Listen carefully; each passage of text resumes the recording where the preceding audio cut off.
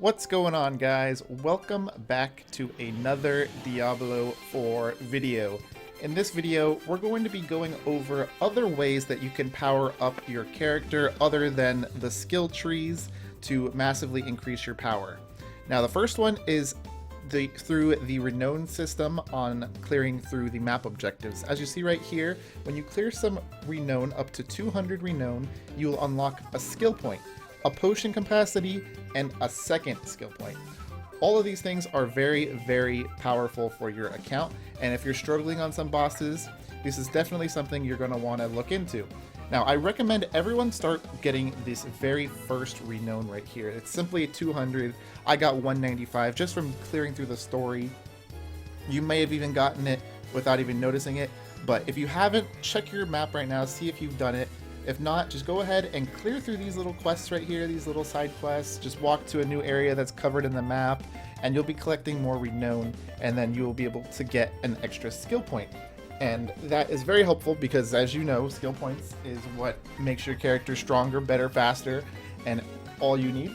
So if you're finding that you just need one or two more skill points, check out the Renown progress that you have on your maps, and you may be able to just get that one little bit that you need. As well, before I forget, you also get that potion capacity. So if you're finding yourself dying to bosses because you're not having enough health, that will be another way for you to power up your account, because you'll be able to heal more, so you'll be able to take more hits, and you'll be able to take out those bosses. Now, in order to get that Renown, as I said, you just simply have to go into an area where you haven't been. As you see right there, it's all misty right here, so you can simply walk into the mist right here. I'll gain my 5 Renown. As you see, I'm 195 out of 200, and then I will be getting my skill point. So let's just go ahead and destroy these monsters real quick, run up to the little misty area, and there you see it right there, the 5+ on the Renown. Press tab to receive your reward.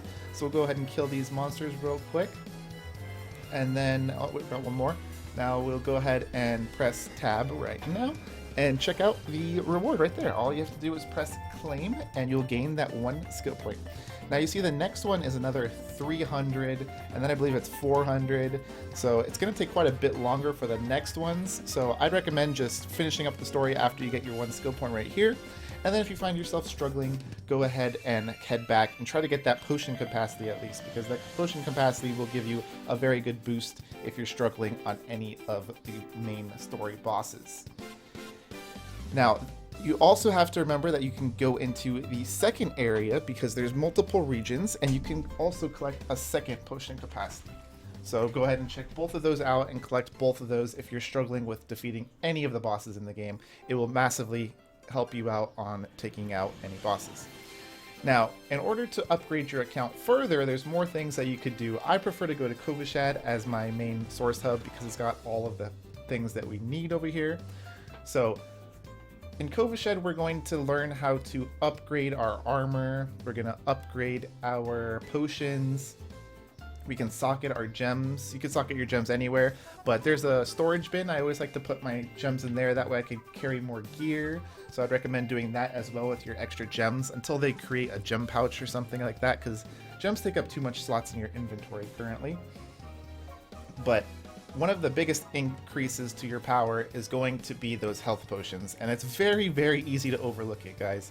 So we'll go ahead and look on the map right here, and you see right here, the alchemist right here. We'll go ahead and run on over to her right here.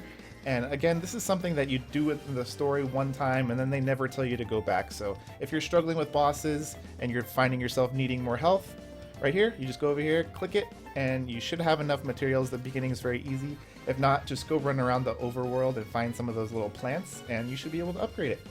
So once you upgrade that, you're going to be having a massive, massive more amount of health gained for every health potion that you use. So that should be able to help you take out some bosses. Now we'll go ahead and head over to the blacksmith over here to teach you guys how to upgrade your armor. So you could go ahead and go up to upgrade right here. Go ahead and select your main weapon, in my opinion, is the biggest damage upgrade. And then go ahead and just upgrade it. I personally am not struggling too much right now, so I'm going to just go ahead and not do that right now. But as you see, it gives you an extra 5 damage bonus right there, and it upgrades all of your little passive bonuses as well to your weapon. Now, the most important thing that everyone needs to know is this occultist over here. This is the one that will slot aspects onto your armors and weapons, and this is what is going to be like the end game stuff right here. This is the thing that makes your build strong. So let's go ahead and look at right here. We can go to an item right here. As you see, these legendaries, you're not going to want to salvage them if they've got a good aspect. You're going to want to extract them right here. So as you see, I could take this aspect and extract it, and then that way I could place that aspect onto another weapon or another armor piece. Unfortunately, it's very expensive to do so, so I'm not going to show it in this video. It's going to use almost all my gold. But I would recommend if you find like a really good aspect to extract it. If it's just a average aspect, go ahead and salvage it, it's fine. But a good one, go ahead and salvage those, or sorry, go ahead and extract those. Now, we can also enchant our items to give them a little bit of an affix bonus right here. They use a lot of the gold currency here, so I recommend saving these for the end game type of things. And right here's the Codex of Power. How do you get these little aspects right here? These aspects you get by clearing the dungeons, and they give you a huge boost to your account because they give a huge boost to a specific skill. As you see though, it costs 12 of whatever those gold currency is. I don't have a lot of those, I only have 13, so I recommend waiting until you are either struggling with killing a boss, or if you just find a really, really strong weapon and you want to go ahead and throw that on there right now. Now, another thing that is like a minor little thing is your chest over here. Make sure you're throwing your little gems in this chest periodically. You don't want to have a million gems in your inventory, clogging up your inventory. So go ahead and just head over to your chest, chuck those in there. And I'm sure we all know this by now, but those little slots right here, those little circles in our thing, you could slot in these little gems if you would like, and you can take them out when you're done with it. Most of my gear doesn't have slots for it right now, so I'm not worrying about it, but if your gear has that, feel free to throw that in. That will also give you a nice power boost to your character. And a little trick that you might not know, if you head back over to the blacksmith, you can go ahead and salvage the armor when you're done with it, and it will unsocket the gem for free.